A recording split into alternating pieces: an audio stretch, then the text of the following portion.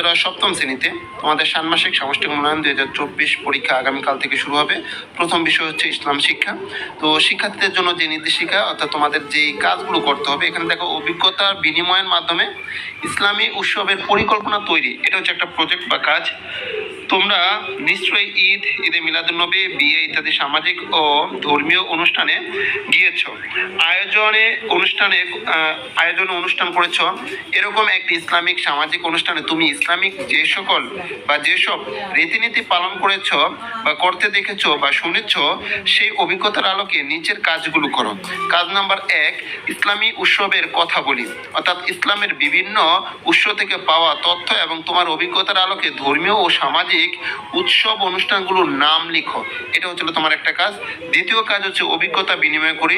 তোমার একজন বন্ধুর সঙ্গে আলোচনা করে নিচের ছকের মতন একটি ছক বানিয়ে পূরণ করো। এখানে নমুনা ছক দেওয়া আছে, দেখো কি কি। যেমন আমি ইসলামী যে উৎসব বা অনুষ্ঠানগুলো দেখেছি, এই জায়গায় লিখবা।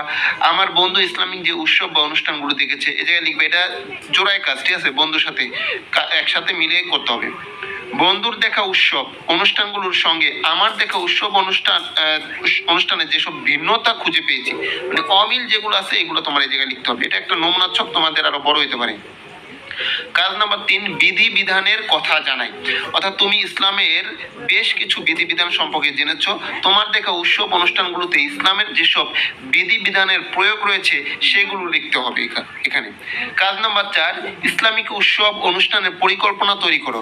মনে করো তোমার বিদ্যালয়ে একটি ইসলামিক অনুষ্ঠানের আয়োজন করেছো। সেই অনুষ্ঠানের জন্য 4 জন বন্ধু আয়োজন করে একটা পরিকল্পনা তৈরি করে উপস্থাপন করো। পরিকল্পনায় থাকবে কি কি দেখো।